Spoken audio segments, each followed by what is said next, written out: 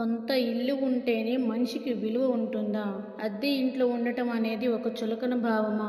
ఈ లోకంలో కన్న తండ్రి కంటే గొప్ప ఆస్తి ఏముంటుంది? కానీ కొందరు మనిషి విలువను వాడు కట్టిన ఇటుకల బరువుతో కొలుస్తున్నారు. మీకు సొంత ఇల్లు లేదు కదా? రేపు మీ నాన్న చనిపోతే శవాన్ని ఉంచడానికి కూడా చోటు ఉండదు.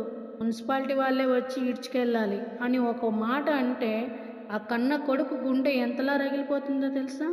ఇల్లు లేనివాడు రోడ్డు మీద చావడు. కానీ ఆ మాట అన్నవాడిలో మానవత్వం మాత్రం ఆ రోజే చచ్చిపోయింది. ఆస్తి మదంతో విర్రవీగే కొందరి అహంకారానికి, అద్దె ఇంట్లో ఆత్మగౌరవంతో బతికే సామాన్యుడి ఆవేదనకు మధ్య జరిగే నిఖార్సైన నిజమిది.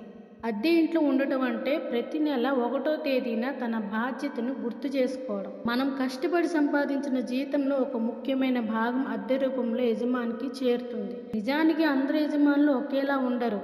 కొందరు మన కష్టాన్ని అర్థం చేసుకుంటారు. కానీ మరికొందరు మాత్రం ఆ ఇంటిని కేవలం ఒక వ్యాపారంగానే చూస్తారు.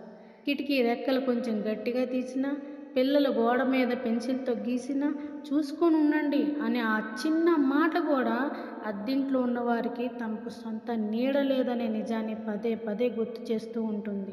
మనం రక్తాన్ని చెమటగా మార్చి సంపాదించిన ప్రతి పైసా వేరే వారి ఆస్తులను పెంచడానికి పెట్టుబడిగా మారుతుంటే, మనం మాత్రం ఇంకా అదే అద్దె ఇంటి గడప దాటలేక ఆంక్షల మధ్య బతకాల్సి వస్తుంది. నాన్నగారు తన జీవితం అంతా పిల్లల చదువుల కోసం, వారి భవిష్యత్తు కోసం కొవ్వొత్తులా కరిగిపోతూ ఉంటే, తనకంటూ ఒక గూడు లేకపోయినా తన పిల్లలకు ఒక మంచి జీవితాన్ని ఇస్తారు. ఇలాంటి తండ్రి కష్టాన్ని సొంత ఇల్లు లేదు కదా అని చులకనగా మాట్లాడే హక్కు ఈ ప్రపంచంలో ఎవ్వరికీ లేదు. తండ్రి పడ్డ శ్రమను పక్కన పెట్టి ఆయన అంతిమయాత్రను కూడా వెక్కిరించే మనుషుల మధ్య బతకడం ఒక నరకం. ఆస్తులు లేకపోవచ్చు, కానీ ఆయన పెంచిన పెంపకం, ఇచ్చిన సంస్కారం ముందు మీరు కట్టుకున్న 100 ఆస్తుల మేడలైనా తక్కువే.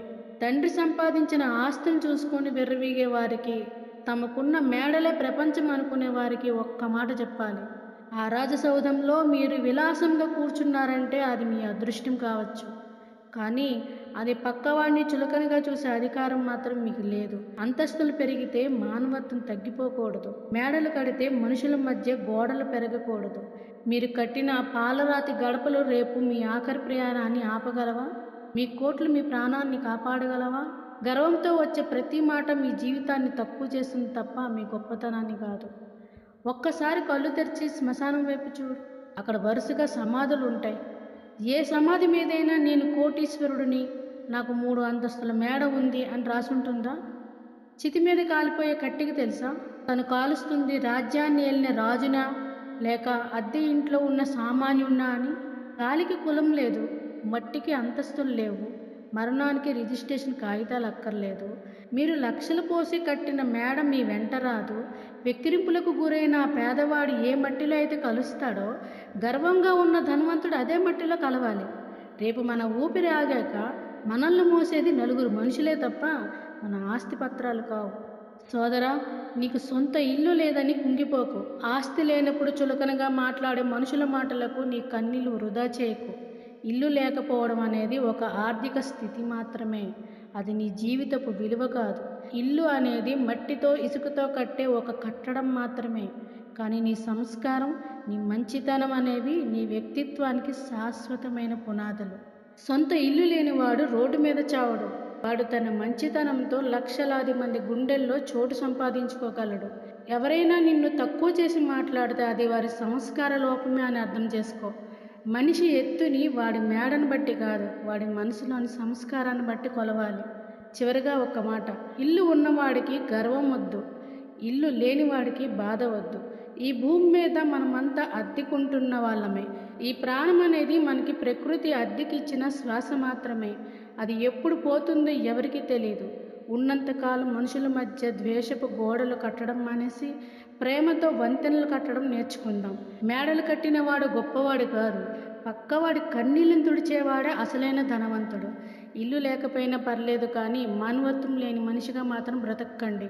సంస్కారమే అసలైన ఆస్తి. మంచితనమే మనకు శాశ్వతమైన గూడు. లక్షలు విలువ చేసే ఆస్తి కంటే లక్షలాది మంది గుండెల్లో చోటు సంపాదించుకునే ఆ మంచితనమే మిన్న. మిత్రులారా, ఈ మాటలు ఏ ఒక్కరికి ఉద్దేశించినవి కావు. సమాజంలో మనిషి కంటే మట్టి గోడలకు ఎక్కువ విలువ ఇస్తున్న కొందరు కళ్ళు తెరిపించడానికి మాత్రమే. ఈరోజు మీరు అద్దె ఇంట్లో ఉండవచ్చు, ఎన్నో అవమానాలు ఎదుర్కొనవచ్చు. కానీ గుర్తుంచుకోండి, మీ కష్టం మీ ఆయుధం, మీ సంస్కారమే మీ గుర్తింపు. ఆస్తులు ఎప్పుడైనా సంపాదించుకోవచ్చు, కానీ పోగొట్టుకున్న ఆత్మగౌరవాన్ని తిరిగి సంపాదించుకోవడం కష్టం. ఈ వీడియోలోని మాటలు మీ జీవితానికి కనెక్ట్ అయితే వెంటనే ఈ వీడియోని లైక్ చేయండి. ఇలాంటి పరిస్థితులను ఎదుర్కొంటున్న వారికి ధైర్యం చెప్పడానికి ఈ వీడియోని షేర్ చేయండి. మరిన్ని హృదయాన్ని హత్తుకునే నిజాలు మరియు మోటివేషన్ వీడియోల కోసం మన ఛానల్ని ఇప్పుడే సబ్స్క్రైబ్ చేసుకోండి. సమాజంలో మార్పు మనతోనే మొదలవ్వాలి. మరో మంచి వీడియోతో మళ్ళీ కలుద్దాం. అంతవరకు సెలవు.